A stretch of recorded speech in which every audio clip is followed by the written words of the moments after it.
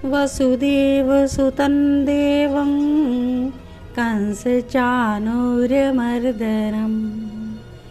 देवकी परमानन्दं कृष्णं वन्दे जगद्गुरुं। हरे कृष्णा। आप सभी का स्वागत है कृष्णा डिवोशन चैनल पर। प्रभु की लीला कथा का हम श्रवण कर रहे हैं और श्री कृष्ण चरित अमृतम ग्रंथ का आस्वादन कर रहे हैं, जो कि श्री हरिशरण उपाध्याय जी द्वारा लिखित है। और इसमें विदुर जी और उद्धव जी का संवाद चल रहा है। उद्धव जी सब कुछ जानी जान हैं, श्री कृष्ण के सभी लीला उन्होंने देख रखी है और वो सभी लीला का बहुत सुंदर वर्णन करके बता रहे हैं विदुर जी को। विदुर जी श्री कृष्ण की कथा के बारे में सुनने के लिए उत्सुक हैं।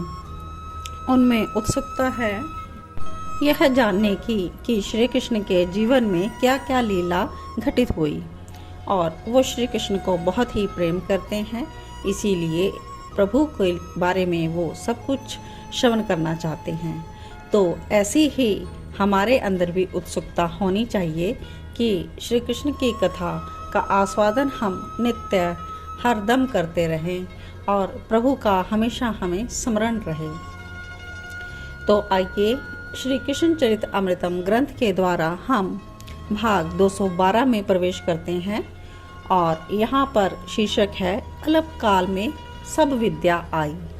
तो पिछले एपिसोड में हमने श्रवण किया था कि श्री कृष्ण भगवान जब को देखा उनको ऋषि सांदीपनी ने, तो वो अपनी समाधि सी लग गई उनकी, और उन्होंने संपूर्ण विद्या संपूर्ण कलाएं श्री कृष्ण को और बाकी गुरुकुल में सबको सिखाई।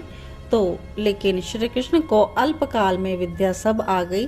तो कैसे, आज के एपिसोड में हम श्रवण करेंगे। वेद अध्ययन की कक्षा चल रही है और विनम्रता से श्री कृष्ण ने गुरुदेव से कहा, गुरुदेव अगर आप आज्ञा दे तो कल का पाठ सुनाओ। संदीपनी ऋषि प्रसन्न थे। हाँ हाँ अवश्य कृष्ण। अन्य छात्र सब देख रहे हैं, ये देखने में बड़े सुंदर हैं, राजकुमार प्रतीत होते हैं किसी देश के।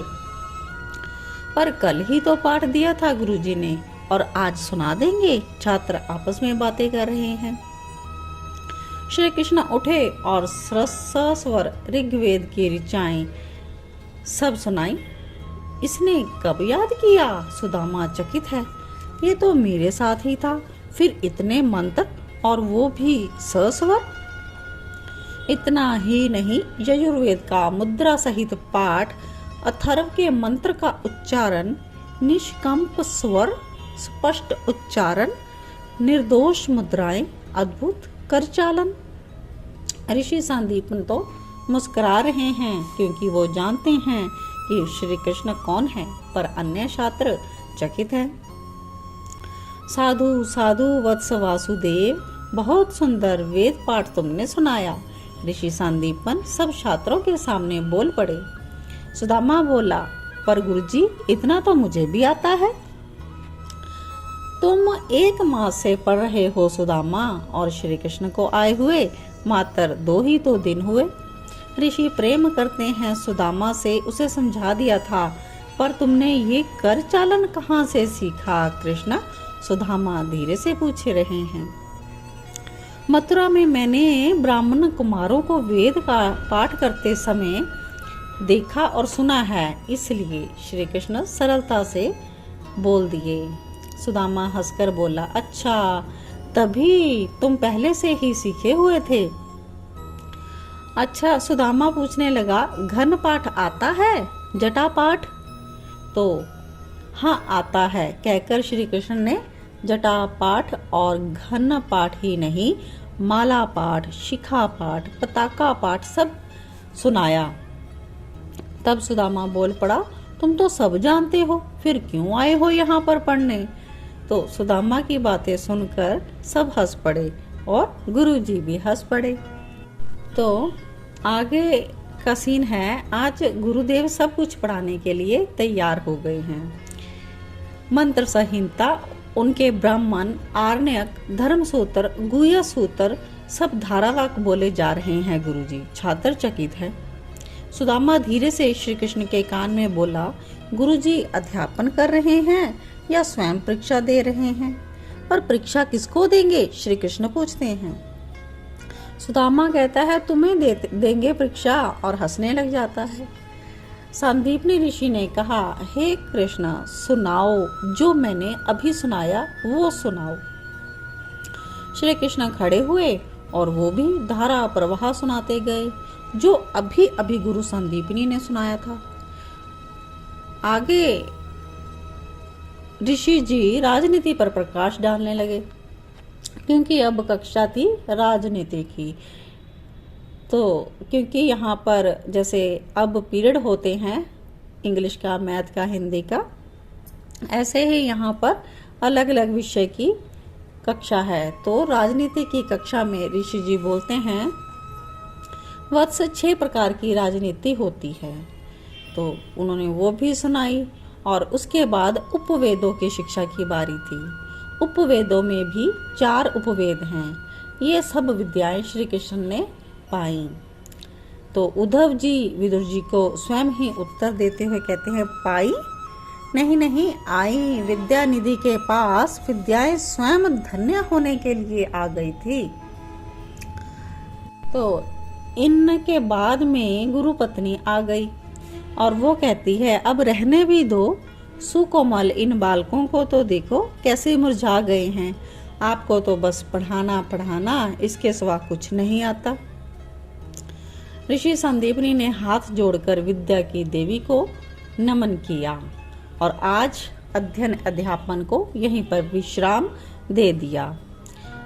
तो कहते हैं, जाओ कृष्ण बलराम, तुम्हारी गुरु माता तुमको बुला रही है। सुदामा पूछता है, गुरुजी मैं भी जाऊं?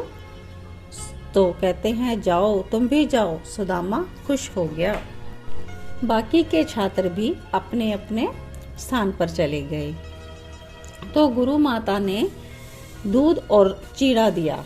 चिबड़ा यानी कि जिसको हम पोहे बोलते हैं, दूध और चिबड़ा वही खिलाती हैं। श्री कृष्ण ने सुदामा से दूध चिवड़ा खाते हुए कहा, गुरु माता कितने प्रेम से खिलाती है। तो गुरु माता ने कहा, मेरे बालक हो तुम लोग। तो इतना कहकर हिलकियों से रोने लगेगी। कुछ देर रोने के बाद फिर श्री कृष्ण के कटोरे में दूध और डाल दिया। तब श्री कृष्ण ने कहा, माता दूध ज्यादा हो गया। तो आगे से माता ने जवाब दिया, तुम जब से आए हो गौ माता दूध बिना दूहे ही देती है और आश्रम के वृक्षों में फल भी लद गए हैं। अच्छा, श्री कृष्ण दूध पीकर उठे और बोले कि मुझे अब समीधा लेने के लिए जाना है। गुरु जी के लिए कल प्रातः के लिए समीधा नहीं है। तो हाथ धोकर दोनों मित्र श्री कृष्ण और सुदामा चले जाते हैं। 2 घड़ी बाद आते दिखाई दिए, सूखी लकड़ियां बीन कर लाए हैं। गुरु जी ये सब देखते हैं और बड़े प्रसन्न हो रहे हैं। समीधा रखकर गए गुरु जी के पास। वो झरोखे से देख ही रहे थे इन दोनों के और चरणों में वंदन किया। ले आए समीधा गुरुजी हम। तो गुरु संदीपनी ने आज्ञा दी, वत्स अब जाओ विश्राम करो। पर श्री कृष्ण रुके रहे। क्या हुआ कृष्ण, तुम नहीं जा रहे? गुरुदेव, विद्याएं मात्र स्वयं के परिश्रम से नहीं आती। विद्या के लिए गुरु कृपा का होना भी आवश्यक है। इसलिए आप हम पर अगर कृपालु हैं तो अपने चरणों की सेवा प्रदान करें। नेत्रों से अश्रु छलक पड़े ऋषि संदीपनी के। श्री कृष्ण और सुदामा गुरुदेव के चरण दबा रहे हैं। वो कोमल हाथ दबाते रहे। ऋषि को तो नींद आ गई, पर ये दोनों बराबर सेवा करते रहे। पूरी रात्रि बीत गई सेवा करते हुए। सुदामा को तो फिर भी 1-2 बार झपकी आ गई, किंतु श्री कृष्ण तो प्रमाद त्याग कर आलस्य को अपने पास ना आने देकर गुरुचरण की सेवा करते रहे। ऋषि की नींद सुबह खुली। ब्रह्म मुहूर्त का समय होने को था। उन्होंने देखा पूरी रात श्री कृष्ण और सुदामा ने चरण दबाए और आश्चर्य ये था कि अभी भी मुखमंडल में प्रसन्नता थी। गुरु सेवा का अवसर मिला और वो धन्य हो गए थे। ऋषि संदीपनी के हाथ श्री कृष्ण के मस्तक में और सुदामा के भी।